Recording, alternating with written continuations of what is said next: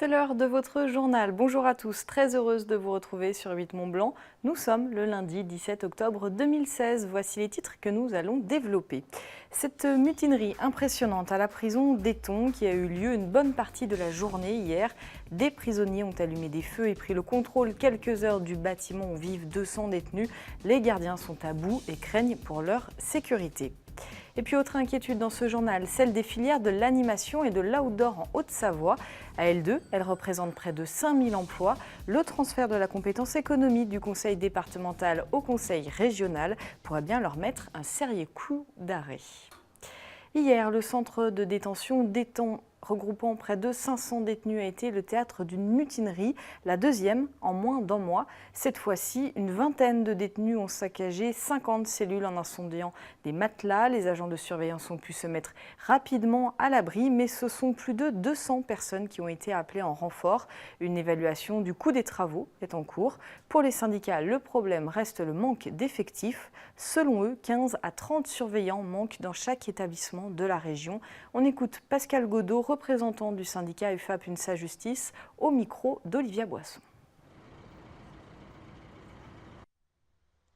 Ça fait des mois qu'on n'arrête pas de le dire, qu'on réclame du personnel pour pouvoir travailler dans des conditions acceptables.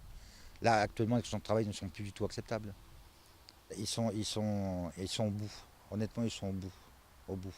Et ils tournent comme des avions, hein. C'est 50 heures supplémentaires par mois, à minima. Les repos, il y en a de moins en moins de repos, hein. C'est très très très dur. Alors c'est dur déjà parce que c'est beaucoup de temps passé en détention, mais c'est aussi dur de devoir travailler dans des conditions pareilles. C'est des insultes tous les jours, c'est banalisé. Les agressions maintenant c'est au quotidien.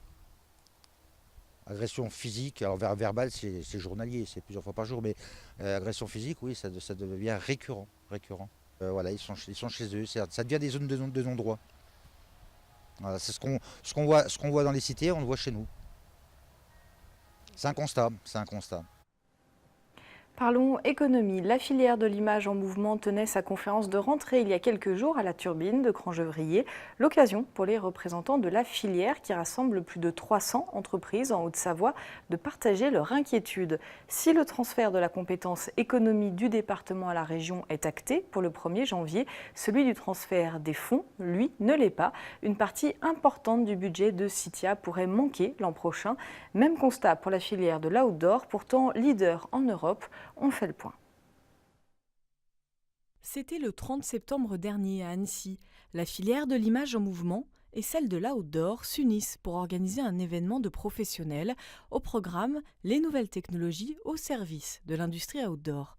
En coulisses, les représentants des deux filières travaillent aussi main dans la main, mais pour un événement dont il se serait bien passé, le transfert de la compétence économie du département à la région au 1er janvier 2017. La question du transfert des fonds entre les deux collectivités n'est toujours pas réglée. Ce sont des aides de l'ordre de 250 000 euros qui permettent de mettre en place l'ensemble des propositions que nous avons rappelées aujourd'hui ici à l'occasion de la rentrée de la filière. Donc c'est du temps homme, c'est du recours à des prestataires, voilà, autant de moyens dont nous avons besoin pour mener cette politique. Demain, 1er janvier 2017, le département de la Haute-Savoie, comme tous les départements français, n'aura plus légalement le droit d'intervenir sur le champ du développement économique. Cette compétence revient à la région. Ça, ok, c'est acquis. Aujourd'hui, je ne sais pas comment nous pourrons bénéficier de soutien équivalent, voire supérieur. Par quelle voie, par quelle collectivité. Aujourd'hui, mi-octobre, je ne le sais pas. Donc évidemment, ça provoque une inquiétude. Même inquiétude du côté de la filière outdoor. Le conseil départemental lui verse chaque année 70 000 euros d'aide au fonctionnement. Il finançait aussi l'animation d'un nouvel incubateur d'entreprises en cours de construction à Annecy-le-Vieux. La région a financé le bâtiment avec l'agglomération d'Annecy et le département devait financer le soutien à l'incubation. Et donc là, il s'avère qu'ils sont dans l'illégalité s'ils continuent de le faire, donc ils sont obligés de stopper. Et ça veut dire qu'on a un bâtiment qui a été financé, on a une action qui a été mise en place en 2016, dont on n'est pas sûr qu'on pourra encore la continuer en 2017. En France, on est malade de l'emploi, hein, c'est un des pays d'Europe où il y a le plus de chômeurs. On a des filières d'exception qui grossissent. Pour notre part, nous, on a mis 1200 offres d'emploi en ligne depuis 2012. Et à côté de ça, il n'y a pas de solution, personne ne nous répond. On est à 2 mois de l'échéance, on est incapable de finaliser nos budgets. Ces filières se disent facilitatrices de croissance pour les entreprises de leur secteur. En Haute-Savoie, elles portent 1300 emplois pour la filière de l'image en mouvement, 3000 pour celle de l'outdoor. L'enjeu est donc de taille pour le département. Politique, la Haute-Savoie est décidément une étape obligée pour les candidats à la primaire des Républicains.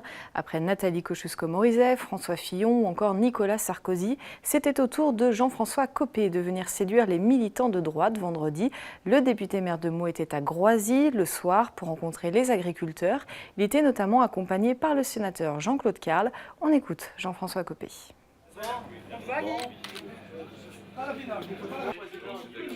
On est en campagne tous les jours, c'est le principe d'une campagne présidentielle. Donc je suis tous les jours par définition dans un département différent et aujourd'hui évidemment en Haute-Savoie chez mes amis Jean-Claude Carle qui m'accompagne tout au long de cette journée et Marc Francina avec qui on a déjeuné à Évian.